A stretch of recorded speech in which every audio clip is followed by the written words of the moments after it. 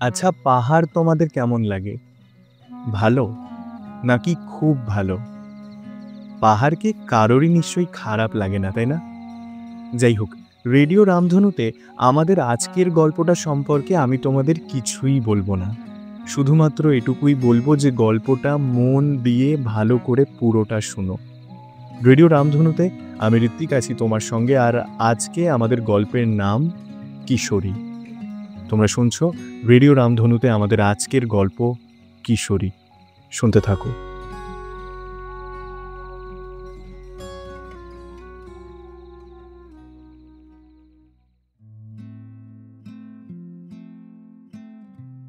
আচ্ছা, পাহাড় বলতে সবার প্রথমেই আপনাদের মাথায় কি আসে? কুয়াশা, কিংবা টয় ট্রেন, অথবা শীতের চাদরে শান্ত মন কেমন, তাই তো? আমার কিন্তু পাহাড় শুনলেই মাথায় আসে প্রেম। ওই মানে কিছুটা মিষ্টি, বেশ খানিকটা রোমাঞ্চ, আর অনেকখানি মন কেমন মাখানো একটা প্রেম। হ্যাঁ, বলতেই পারেন ইয়ে জাওয়ানি হ্যাঁ দিওয়ানি মার্কা কথা। তবে আমার মাথায় পাহাড় শুনলে প্রেমই আসে সবার আগে। আজকে যে গল্পটা আমি আপনাদেরকে শোনাবো সেটাও এমনই খানিকটা প্রেমেরই গল্প। চলুন তাহলে পাহাড়ের দিকবিদিক শূন্য কুয়াশা গায়ে মেখে প্রেম প্রেম গন্ধে গা ভাসিয়ে আসি একটু।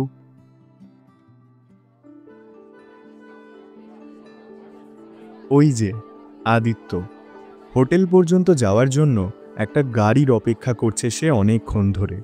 পাহাড়ের দিকে ঠিকঠাক একখানা গাড়ি ঠিকঠাক একটা ভাড়ায় পাওয়া বেশ ঝক্কির ব্যাপার। এই সমস্যা কবে যে মিটবে কে জানে। যাই হোক, বহুক্ষণের অপেক্ষার পর আদিত্য একটা গাড়ি পেল শেষমেশ। অনেকক্ষণ আগেই পেয়ে যেত, তবে মশাই আবার শেয়ারে যেতে নারাজ। সে ঠিক আছে, প্রাইভেসি মানুষের প্রায়োরিটি হতেই পারে, কিন্তু প্রাইভেসির যে খরচ বেশি, তাই বেশি ভাড়া না দিলে কেমন করেই বা প্রাইভেসি বজায় রেখে এই পাহাড়ে একটা ভালো গাড়ি ঠিকঠাক ভাড়ায় ভাগ্যে জুটবে বলুন তো? আদিত্যর আগে থেকেই এসব বুক করে আসা উচিত ছিল, তবে ওর পাহাড়ে আসবার প্ল্যানটাই তো হলো হঠাৎ। হোটেলটাও এই কিছুক্ষণ আগেই অনেক কষ্ট করে জোগাড় করেছে সে। যাই হোক, আপনারা এই ভুলটা ভুলেও করবেন না কিন্তু। পাহাড়ে আসবার আগেই ঠিকঠাক একটা ড্রাইভার যুক্ত গাড়ির আর নিজের পছন্দসই থাকবার একটা বাড়ির বুকিংটা সেরেই আসবেন মনে করে। তাহলে টেনশন আর খরচ দুটোই একটু লিমিটে থাকবে। ওই যে আদিত্য গাড়ি চেপে হোটেলের দিকে এগিয়ে যাচ্ছে সে।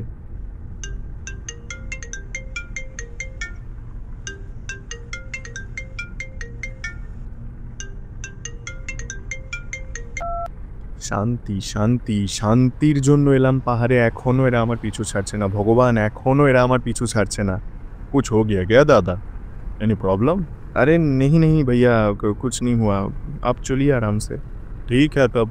दादा का कलकत्ता से? हैं, कोलकाता कोलकाता। अब आपको कैसे पता चला? बंगाली में बात कर रहे थे दादा। हमको भी बंगाली आता है थोड़ा थोड़ा। बहुत बढ़िया। होटल पहुंचने में समय कितना लगेगा भैया? कम से कम 2-2.5 घंटा तो लगेगा भैया। आज तो फॉग भी बहुत ज़्यादा, संभल के भी चलना पड़ेगा। मान के लीजिए ना 3 घंटा।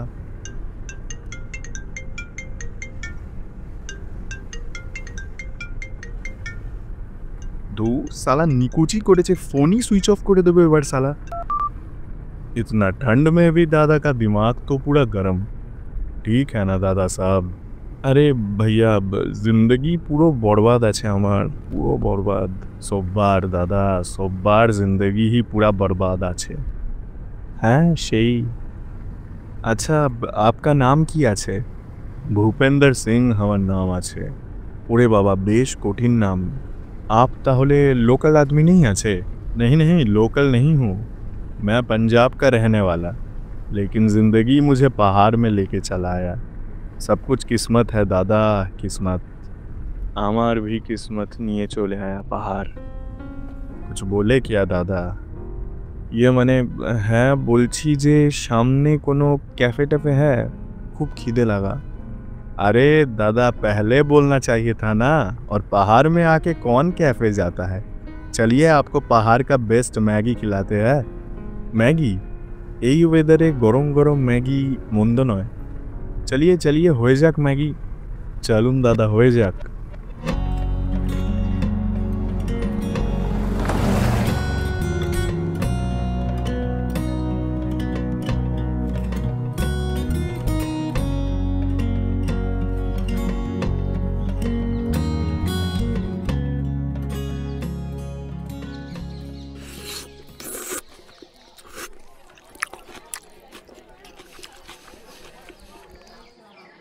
आपका मैगी तो जबरदस्त लगा।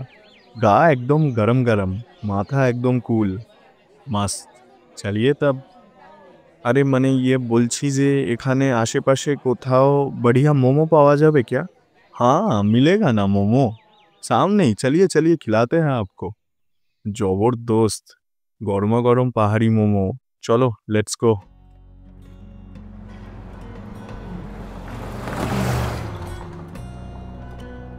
আঁকা বাঁকা রাস্তায় এঁকে বেঁকে এগিয়ে চলল গাড়ি।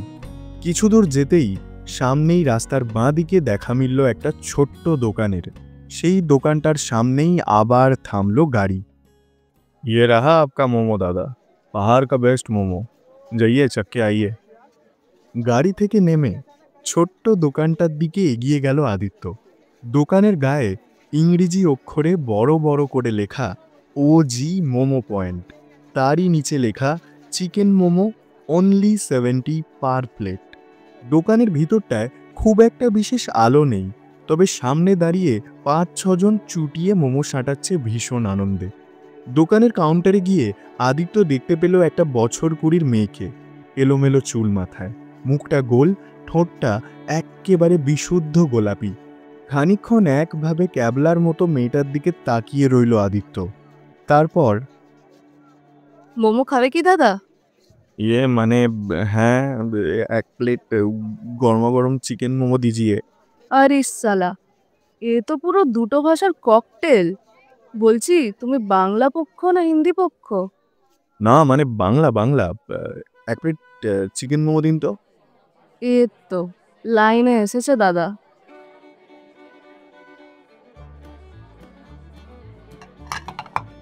এ নাও গরম গরম মোমো, পাহাড়ের বেস্ট মোমো, ওজি মোমো, ঝিলমিলের মোমো। এ কি, আপনারা মোমোর সাথে স্যুপ দেন না? আরে দাদা, ঝিলমিলের মোমো খেতে স্যুপ লাগে না দাদা। চাটনি মাখিয়ে মুখে ভরে দেখুন, এক্কেবারে এক ছোবলে ছবি। আচ্ছা। ভালো করে লাল চাটনিতে লেবড়ে প্লেট থেকে একখানা মোমো মুখে তুলতে যাবে আদিত্য, ঠিক তখনই মোমোর গা বেয়ে কিছুটা লাল চাটনি ঝপ করে পড়ল আদিত্যর গলায় জড়ানো হলুদ স্কার্ফটার উপর। সেটার তালে তাল মিলিয়ে আদিত্যর বাঁ হাত থেকে ঝপাত করে পড়ে গেল মোমোয়ে ভরা প্লেট। আরে আরে, কি ভাঙলো? এ কি? আরে দাদা, দিলে তো প্লেটটা ভেঙে। কানা মাল নাকি ভাই? অন্ধ কথাকার, ভালো প্লেটটা ভেঙে দিল আমার। মেয়েটা আদিত্যর উদ্দেশ্যে এসব বলেই চলেছে অনর্গল, কিন্তু আদিত্য সেসব কথায় কোনো পাত্তা না দিয়ে পকেট থেকে একখানা রুমাল বের করে পাগলের মতো নিজের গলায় জড়ানো হলুদ স্কার্ফটা থেকে মুছে চলেছে লাল চাটনির আকস্মিক আগমন। মেয়েটা রেগেমেগে বেরিয়ে এলো দোকানের ভেতর থেকে। এটা কি হলো?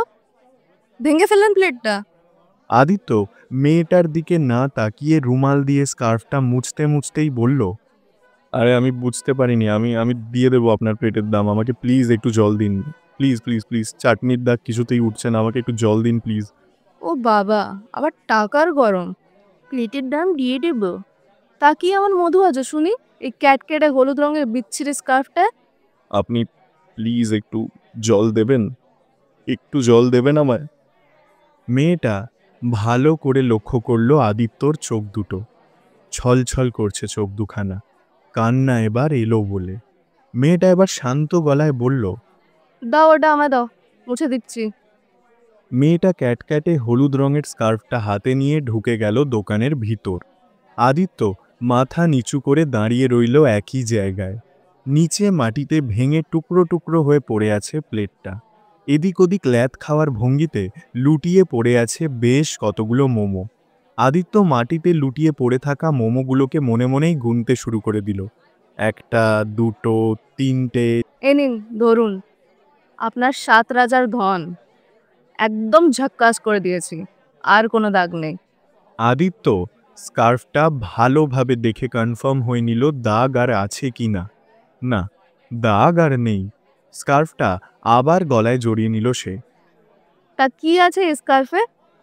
একেবারে কেঁদেই তো ফেলবেন মনে হচ্ছিল। না, কিছু না। Thank you, thank you so much. আরে বলোই না, কি এমন আছে ওটায়? কেমন বিদঘুটে হলুদ রং। হ্যাঁ জানি, বিদঘুটে হলুদ রং জানি। ওটা আমার বাবা আমায় দিয়েছিলেন ক্লাস 7 থেকে 8-এ উঠবার সময়। ভালো রেজাল্ট করেছিলাম। বাবা আর নেই, এটাই আছে বাবার দেওয়া। ছাড়ুন, I am sorry, I am very sorry. আপনার প্লেটটা ভাঙলো, মোমোগুলো নষ্ট হলো। এই নিন, এই টাকাটা ধরুন। ওয়ালেট থেকে একটা 500 টাকার নোট বের করে মেয়েটির দিকে এগিয়ে দিল আদিত্য। সম্পর্কে দাগ তো মাঝে মধ্যে লেগে যেতেই পারে, এমন ঘাবড়ে গেলে চলবে? কেঁদে ফেললে চলবে? শক্ত হয়ে দাগটা মুছে ফেলতে হবে চটপট। মোমোর দাম 70, প্লেটের দাম 100, 100 টাকা ফেলে কাটুন। কি কি বললেন? 100, 100, 100 টাকা দিন প্লেটের দাম। না না, তার আগে কি বললেন একটা যেন? ও সব একবারই হয়। যখন বললাম তখন মন দিয়ে শুনেননি কেন? ও সব কি বলেছি না বলেছি মাথায় নেই আর। দিন দিন 100 দিন। আশ্চর্য তো, এই আর 100 আর 70 মিলিয়ে তো 170 হয়। আপনি তখন থেকে 100 100 করছেন কেন? আশ্চর্য তো, একটাও মোমো মুখে তুলেছেন আপনি? তোলেননি তো। তবে মোমোর দাম কেন নেব? প্লেট ভেঙেছেন, ওটারই দাম দিন। আরে কিন্তু মোমোগুলো তো নষ্ট হলো।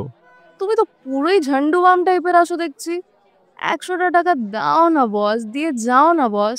তোমার সাথে বকতে বকতে নইলে আমার কারবারের লাল বাতি জ্বলে যাবে। अरे दादा, हुआ, आइए जल्दी जल्दी आइए। হ্যাঁ, आता है ভূপেন্দ্র সিং ভাইয়া।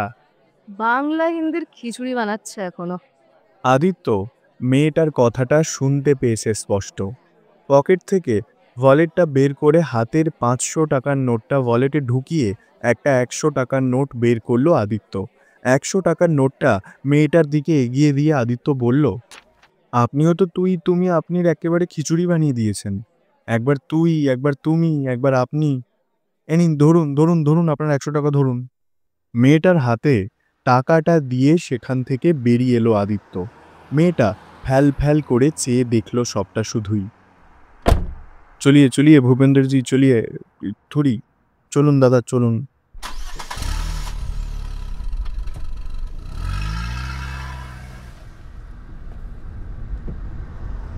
पहाड़ का मोमो कैसा लगा दादा? बढ़िया था ना? আদিত্য কোনো উত্তর দিল না এই প্রশ্নের। কেবল কাচু মাচু মুখে ফের একবার তাকিয়ে দেখে নিল রাস্তার বাঁদিকের ওই ছোট্ট দোকানটার দিকে, ওজি মোমো পয়েন্ট।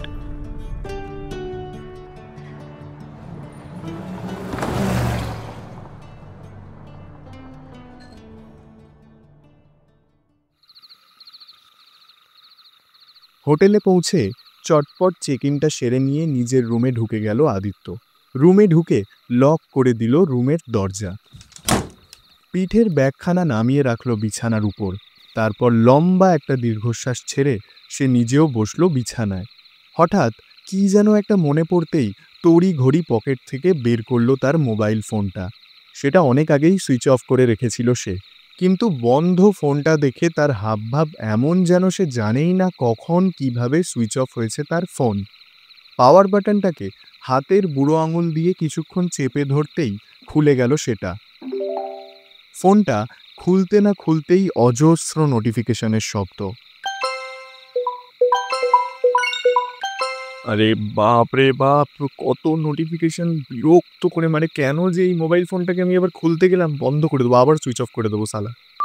বলতে বলতে আবার সে সুইচ অফ করে দিল নিজের ফোনটা। এখন ঘড়িতে সময় প্রায় রাত 8টা। 8টাকে রাত বলার কারণ পাহাড়ে যারা থাকে তারা বেশ ভালোভাবেই জানে। একটু ফ্রেশ হয়ে নিয়ে রুমেই খাবার আনিয়ে ডিনারটা ঘরেই সেরে ফেলল আদিত্য। তারপর বিছানায় এলিয়ে দিল গা। পাহাড়ে ঘেরা কুয়াশার চাদরে মোড়া নিঝুম একখানা হোটেল। সেই হোটেলেই একটা ঘরে এখন ঘুমোচ্ছে আদিত্য। আদিত্য উপাধ্যায়, বাবা মায়ের একটা মাত্র ছেলে। বাবা যদিও বছর 6 আগেই ইহলোক ছেড়ে পরলোকে পাড়ি দিয়েছেন। আদিত্যর বয়স 27, পেশায় একজন সফটওয়্যার ইঞ্জিনিয়ার সে। ফ্যামিলির আর অফিসের কাজের প্রচণ্ড পরিমাণ চাপেই ওর এরকম দুম করে পাহাড়ে চলে আসা। আচ্ছা, মন খারাপ হলেই সবাইকে পাহাড় কেন এতটা টানে বলুন তো? জঙ্গল নয়, সমুদ্র নয়, পাহাড়। শান্ত, স্নিগ্ধ, নীরব, নিস্তব্ধ পাহাড়। পাহাড় কি কোনো ম্যাজিশিয়ান, যে কিনা আলতো হাতে ছড়ি ঘুরিয়েই কমিয়ে দিতে পারে জীবনের সবকটা দুঃখ? দেখা যাক আগামীকাল থেকে আদিত্যর জীবনে কি কি ম্যাজিক ঘটাতে চলেছে এই পাহাড়।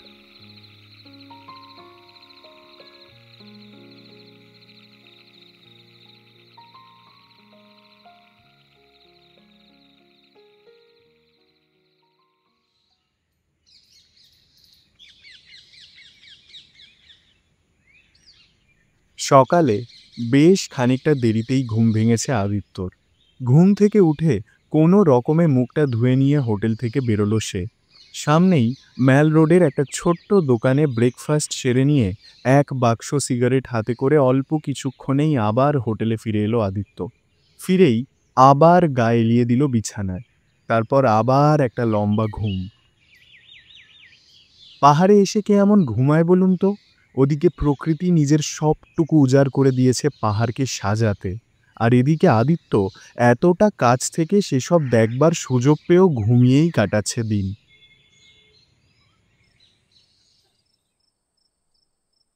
আদিত্যর ঘুম ভাঙল যখন, তখন প্রায় সন্ধে। ঘড়িতে সময় 6টা বাজবে। ঘুম ভাঙবার পর বিছানায় উঠে বসল আদিত্য। সিগারেটের বাক্স থেকে একটা সিগারেট বের করে সেটা ধরালো সে। সিগারেটে শেষ কয়েকটা টান দিয়েই আনমনে আদিত্য বলে উঠল,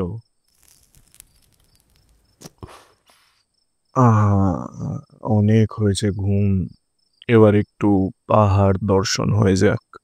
বিছানা ছেড়ে উঠে সোয়েটারখানা গায়ে দিয়ে গলায় সেই হলুদ স্কার্ফটা জড়িয়ে নিল আদিত্য। বেরিয়ে পড়ল রুম থেকে।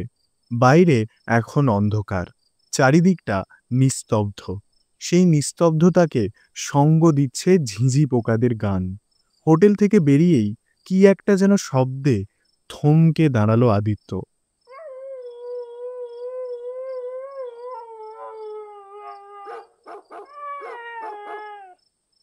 হোটেলের পাশের রাস্তাটা থেকেই আসছে আওয়াজটা।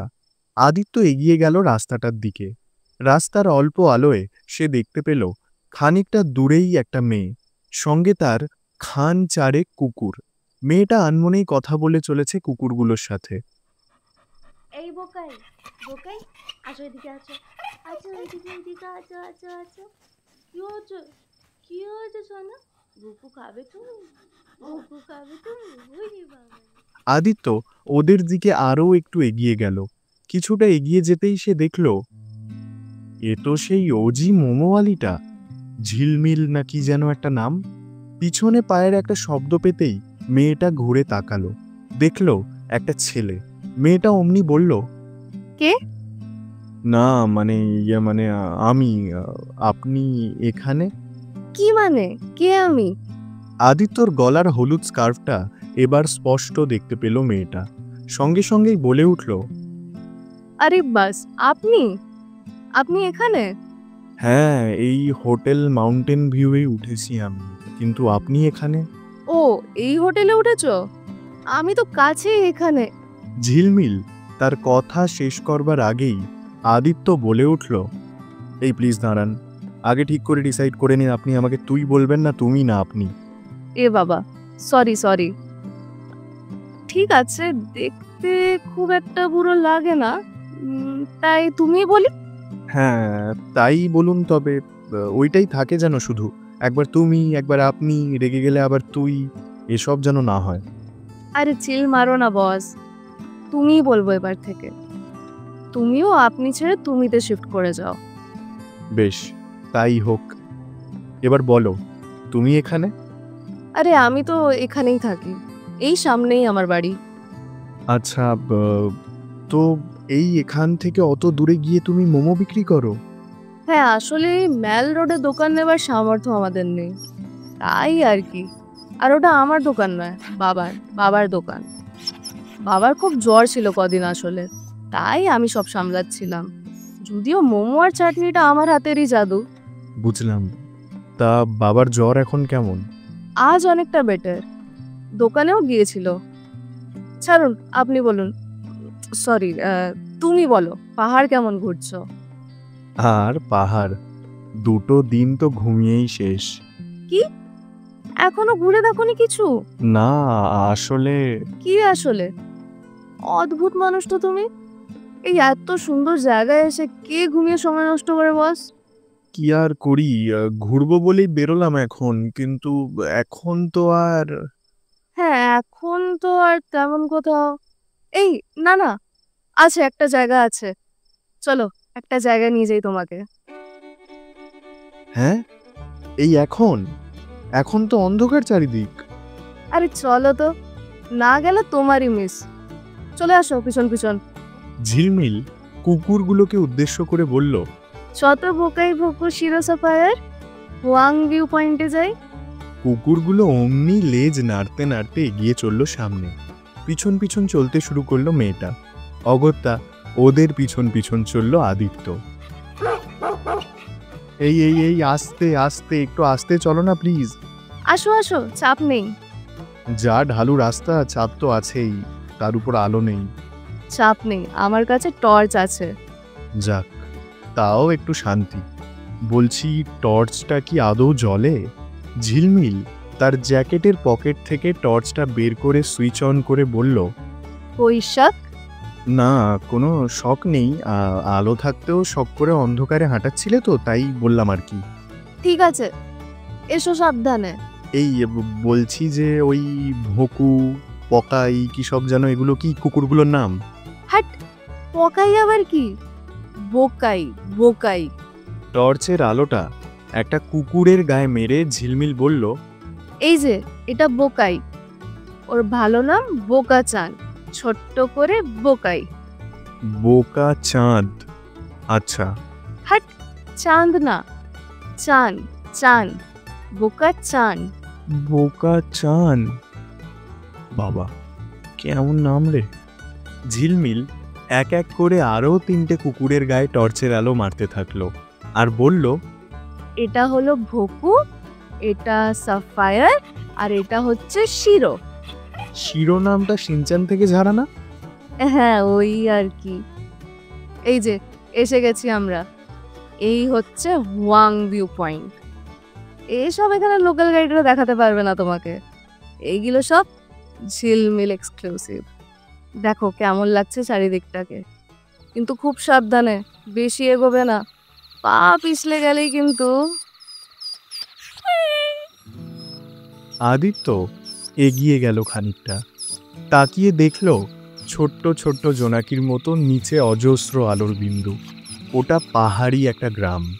সেখানেরই আলোগুলো এই এত উঁচু থেকে টিম টিম করছে জোনাকির মতো। তাদের পিছনেই স্বপ্নের দেশের মতো দাঁড়িয়ে রয়েছে ইয়াব বড় বড় সব পাহাড়। অন্ধকারেও তাদের যেন স্পষ্ট দেখতে পাচ্ছে আদিত্য। তাদের মাথার উপর খোলা একটা আকাশ, চারিপাশে হালকা কুয়াশার একটা চাদর। ঝিলমিলও আদিত্যর পাশে দাঁড়িয়ে দেখছে সবটা, সঙ্গে ভোকু, সাফায়ার, শিরো আর বোকাচান, ছোট্ট করে বোকাই। হঠাৎ ঝিলমিল বলে উঠল, কি, কেমন?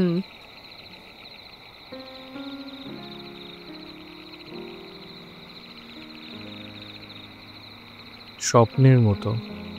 পাহাড় যে এত সুন্দর, পাহাড়ের যে সত্যি এরকম একটা রূপ আছে আমি আগে কখনো দেখিনি। থ্যাংক ইউ ঝিলমিল, তুমিলা থাকলে আমি হয়তো দেখতেও পেতাম না। হ্যাঁ হ্যাঁ, জানি। এবার দাও দেখি। দাও? কি দেবো আবার তোমায়? ভয় নেই, ভয় নেই, আমি ডাকাত নই। একটা সিগারেট দাও, ধরেই। হ্যাঁ, সিগারেট? হ্যাঁ, আমি জানি তুমি খাও। সে গন্ধ আমি অনেকক্ষণ আগে পেয়েছি। हमको भी थोड़ा पिलाओ यार।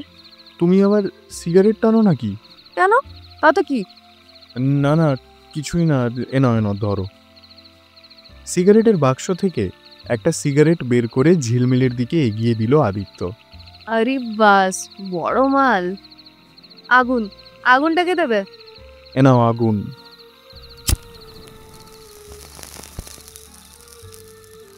ঝিলমিল সিগারেটখানা ধরিয়ে পরম সুখে টানতে শুরু করে দিল। বাবা, নেশা হারু যে একেবারে। খেতে হয় বস, জীবনে কি কম চাপ? অমনি এক সুরে ঘেউ ঘেউ করে উঠল ভুকু, সাফায়ার, শিরো আর বোকাই।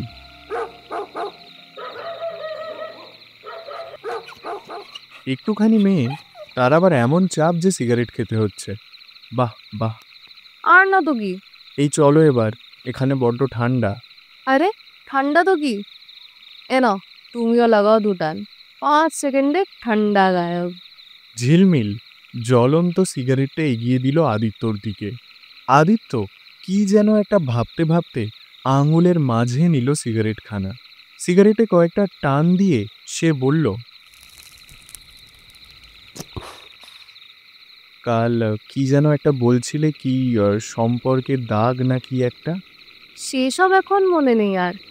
তবে তোমার গলার ওই হলুদ স্কার্ফটার মতো আমারও একটা খুব কাছের জিনিস আছে। আমার মাথার এই টুপিটা, এটা ছাড়া আমি বাইরেই বেরোই না। এটা আমার মা নিজের হাতে বানিয়েছিল আমার জন্য। তখন আমি খুব ছোট। সে তো এখনো তুমি ছোটই। আরে মজাক না, সত্যি। জানো, বাবা মাকে খুব মারতো, খুব, রোজ, প্রত্যেকটা দিন বাবা মাকে মারতো। আমি দেখতাম, শুধু দেখতাম। একদিন মা এখান থেকে নিচে ঝাঁপ দিয়ে, তারপর থেকে আমি প্রায়ই আসি এখানে রাতে। মনে হয় মা কাছেই, খুব কাছেই। জানো, বাবা আমাকেও মারে খুব, রোজ। জানি না কি দোষ আমার, ছাই পাশ সব গিলে এসে রোজ মারে আমাকে। এই কতগুলো দিন অসুস্থ হয়ে পড়েছিল, আমি সামলালাম সব। তবুও জানি না কেন আমাকে একটুও পছন্দ করে না বাবা। এই অত সামনে যেও না, অনেক গভীর খাদ। আদিত্য পিছিয়ে এলো খানিকটা। কি বলবে না বলবে বুঝে উঠতে না পেরে সে ঝিলমিলের টুপিটার দিকে তাকিয়ে বলল, এই তোমার টুপিটা কিন্তু খুব সুন্দর। জানি, কিন্তু তোমার স্কার্ফটা ভালো না, কেমন ক্যাটকেটে হলুদ একটা রং। আদিত্য কেবল হাসলো কথাটা শুনে, মুখে কিছুই বলল না। ঝিলমিল আবার বলল, চলো এবার ফিরি। কাল সকালে তোমাকে ওই ম্যাল রোডের কাছে একটা জায়গায় নিয়ে যাব। ওই জায়গাটাও এখানকার গাধা গাইডগুলো চোখে দেখেনি কোনোদিন। ওইটাও ঝিলমিল এক্সক্লুসিভ। অমনি আবার একসাথে ঘেউ ঘেউ করে উঠল ভুকু, শিরো, সাফায়ার আর বোকাই।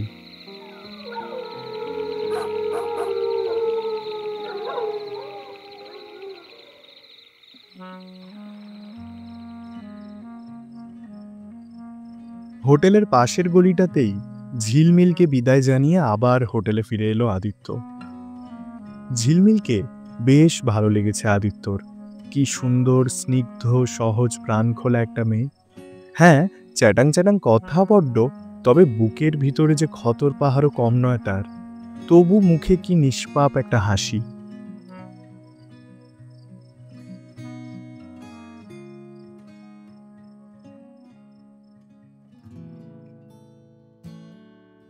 পরের দিন ঝিলমিল তার কথা অনুযায়ী ম্যাল রোডের কাছেই একটা লেকে নিয়ে গেল আদিত্যকে। পরের দিন আবার আরও একটা অন্য জায়গায়। পরের দিন আবার। এভাবেই পাহাড়ের ম্যাজিকে কুয়াশায় মিশে যেতে লাগলো ঝিলমিল আর আদিত্য একসাথে। ওদিকে আদিত্যর মোবাইল ফোনটা চির নিদ্রাতেই আচ্ছন্ন এখনো। ওটা এখনো সুইচ অফ, ওটা এখনো শীত ঘুমেই। ইতিমধ্যেই ঝিলমিলের সেই ওজি চিকেন মোমো খাওয়া হয়ে গেছে আদিত্যর। মোমো খাওয়ার সময় মোমোর প্লেটে লাল চাটনিটা দেখতে পেয়েই নিজের গলার স্কার্ফটা খুলে ঝিলমিলের হাতে ধরিয়ে দিয়েছিল সে। ঝিলমিল হেসেছিল। খুব হেসেছিল।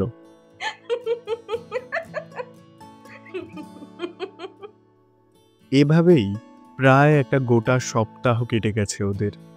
আজ ঝিলমিলের কি একটা যেন কাজে ওদের ওই মোমোর দোকানে যাওয়ার কথা, তাই আজ আর সকালে ঘুরতে বেরোনো হলো না ওদের। তবে আজ সন্ধেতে ওদের আবার ওই হুয়াং ভিউ পয়েন্টে যাওয়ার প্ল্যান। ওই জায়গাটা ভারী ভালো লেগেছে আদিত্যর।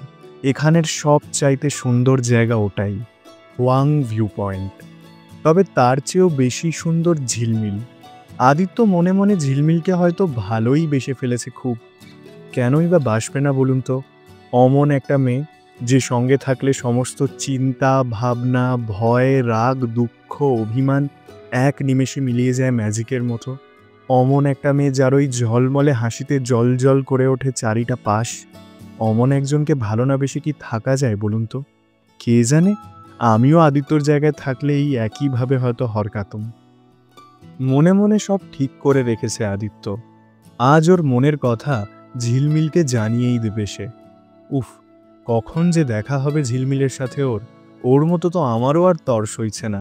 সন্ধে 6টায় মাউন্টেন ভিউ হোটেলের পাশের ওই রাস্তাটাতেই ওদের দেখা করবার কথা।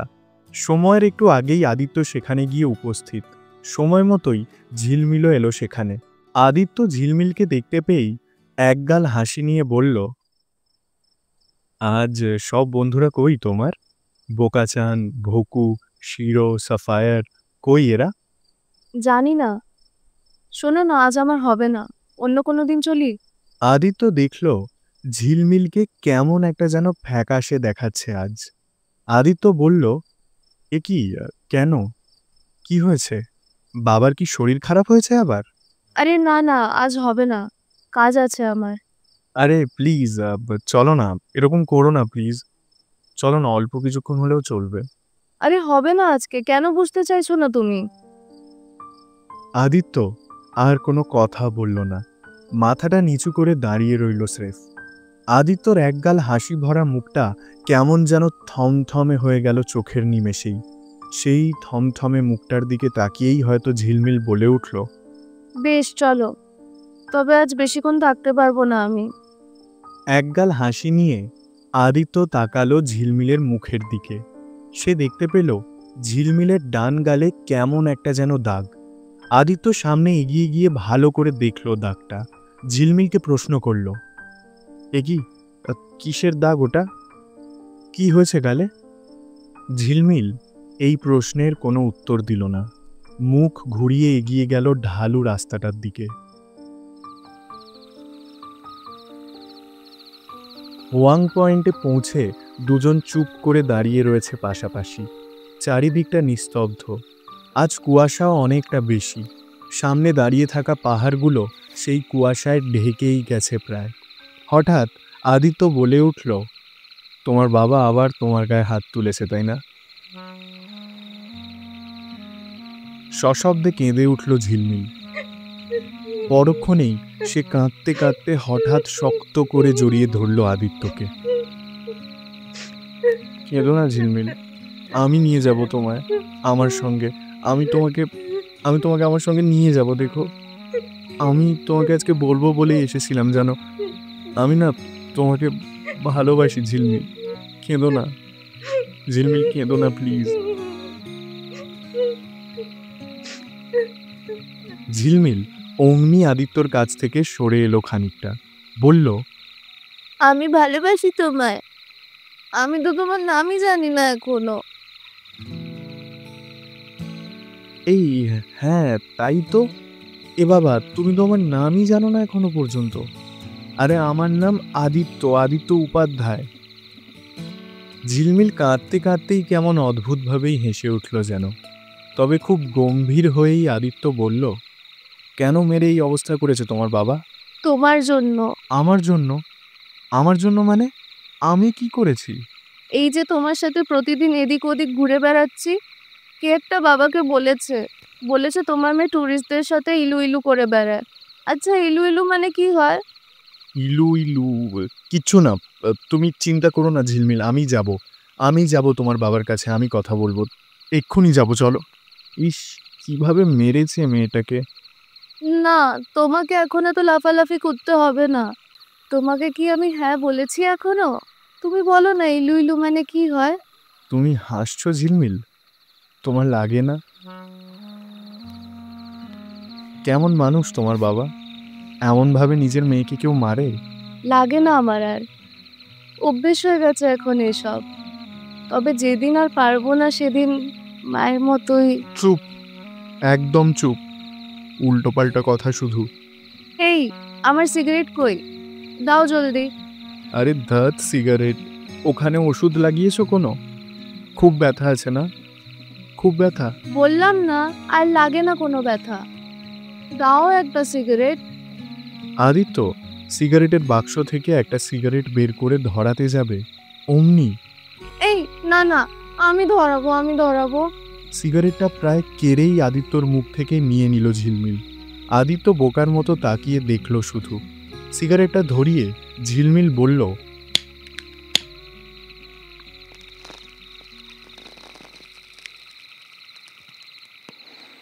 আচ্ছা, তুমি এতদিন এখানে কি করছো বলো তো? আমি মানে আবার সে মানে শুরু করেছে। উফ। আরে আমি মানে বাড়ি ছেড়ে পালিয়ে এসেছি এখানে। হ্যাঁ? আরে হ্যাঁ, and, একে অফিসে কাজের এত চাপ, তার উপর আমার মা আমায় জোর করে বিয়ে দিতে উঠে পড়ে লেগেছিল। রোজ অশান্তি, রোজ ঝামেলা, তাই পালিয়ে এলাম এখানে পাহাড়ে।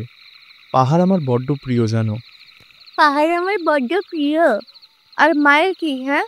খবর নিয়েছো একদিনও? খোঁজ নিয়েছো একদিনও? না, মোবাইল তো সেই কবে থেকেই বন্ধ, কথাও হয়নি আর। কেমন মানুষ রে ভাই? আরে তুমি কেমন মানুষ? ওই মানুষটার কি অবস্থা হচ্ছে বলো তো? না, আমি আজকে গিয়েই কল করব মাকে। আসলে ভয় করতে পারিনি কলটা। বিয়ের ভয় মায়ের ভয় পালিয়ে বেড়াচ্ছে, আর উনি নাকি আমার বাবার সাথে কথা বলতে যাবেন। বীর পুরুষ। যেতেই পারি এক্ষুনি। না, এখন নয়। আজ তুমি তোমার মায়ের সাথে কথা বলবে, মনে করে কল করবে, নইলে কিন্তু। আচ্ছা ঠিক আছে, করব। মনে থাকে যেন। এই তুমি তো হ্যাঁ না কিছুই বললে না। খুব সহজ না? কিছুই বলবো না, যাও। আরে এই কি? আচ্ছা বলতে হবে না কিছু, একটু কিছু বুঝিয়ে তো দাও। আচ্ছা, বুঝিয়ে দিতে হবে। বেশ। অমনি ঝিলমিল আদিত্যর দিকে এগিয়ে এলো। তারপর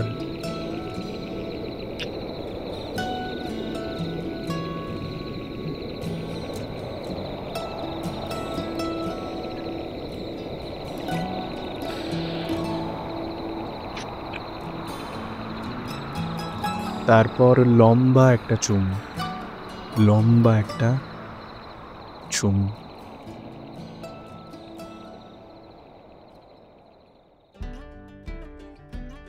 সেদিন বাড়ি ফিরে রাতে মায়ের সাথে কথা বলেছে আদিত্য। ভেবেছিল মা রেগে একেবারে আগুন হয়ে থাকবে, তবে মায়ের কান্না মাখা গলায় একটাই আবদার, ঘরের ছেলে ফিরে আসুক ঘরে। আদিত্য কথায় কথায় ঝিলমিলের কথাও হালকা করে তুলে দিয়েছে মায়ের কানে। আপত্তি তার তেমন একটা নেই, মা খালি মেয়ের পদবি জানতে চেয়েছিল, কিন্তু তা তো আমাদের আদিত্যবাবুরই অজানা। যাই হোক, আজকে যেন বুক থেকে বিশাল একটা পাথর নামাতে পারলো আদিত্য। মায়ের এই বিয়ে দিয়ে দেব ভাইরাল ফিভারে পাহাড় একদম মোক্ষম অ্যান্টিবায়োটিকের কাজই করেছে। এবার খালি ঝিলমিলের রকচটা বাপটাকে একটু লাইনে আনতে পারলেই। এসব ভাবতে ভাবতে ঘুমিয়ে পড়ল আদিত্য। বেলা 11টায় ঘুম থেকে উঠে কোনো রকমে একটু ফ্রেশ হয়ে নিয়ে সিগারেট কিনতে হোটেল থেকে বেরোতে যাবে সে, তখনই রিসেপশনিস্ট ভদ্রলোক আদিত্যকে দেখতে পেয়ে বললেন, আরে সাবজি, ও সাবজি, আপকো কুছ পাতা চলা? আদিত্য বুঝতে পারল না কাকে কথাটা বলছেন ভদ্রলোক। আশেপাশে তাকিয়ে সে দেখল না, এখানে তো সে ছাড়া আর কেউ নেই। আমাকে বলছেন? হ্যাঁ সাব, আপকো পাতা চলা কুছ? না, क्या हुआ बोलूं तो? अरे वो जो झिलमिल बेटी है जिसके साथ आप घूमते थे रोज, ऊपर से कूद गई। की की হয়েছে? ऊपर से कूद गई, ऊपर से। अरे वो जो झिलमिल बेटी आप जिसके साथ घूमते थे हुआंग व्यू से कूद गई। की কি বলছেন আপনি? কি বলছেন এগুলো আপনি? छोटी सी बेटी थी, हुआंग व्यू से कूद गई। उसका बाप एक नंबर का घटिया इंसान, उसका माँ भी वहीं से कूद के मरी। আদিত্যর মাথায় কিছু ঢুকছে না। কিচ্ছু না বুঝতে পেরে মাউন্টেন ভিউ হোটেলের পাশের রাস্তাটার দিকে পাগলের মতো দৌড় লাগালো আদিত্য।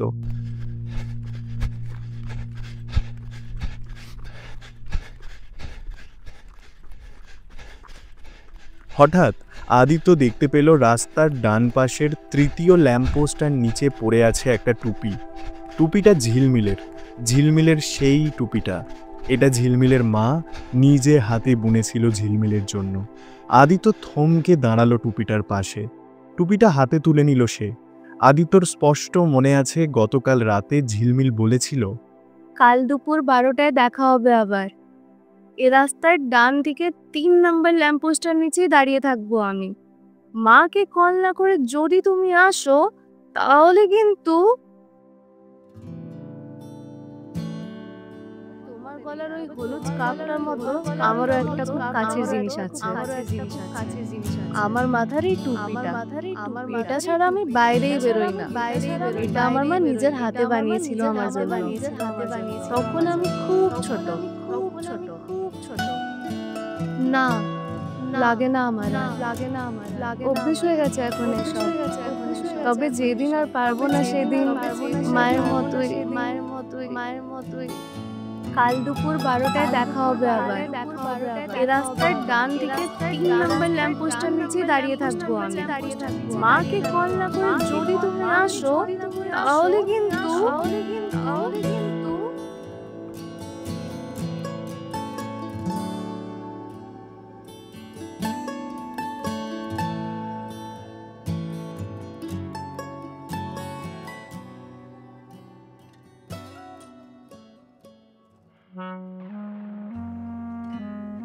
গল্পের শেষটা এক নিমেষেই মনটা খুব খারাপ করে দিল, তাই না? আমারও তোমাদের মতোই মন খারাপ। যাই হোক, রেডিও রামধনুতে তোমরা শুনছিলে আমাদের আজকের গল্প কিশোরী। গল্প রচনায় এবং ড্রাইভার, রিসেপশনিস্ট এবং আদিত্যর চরিত্রে আমি ঋত্বিক ছিলাম তোমার সঙ্গে। ঝিলমিলের চরিত্রে ছিল প্রেরণা। ভালো থেকো, শুনতে থেকো রেডিও রামধনু। আর আমাদের গল্প ভালো লাগলে আমাদের চ্যানেলটা সাবস্ক্রাইব করতে ভুলো না।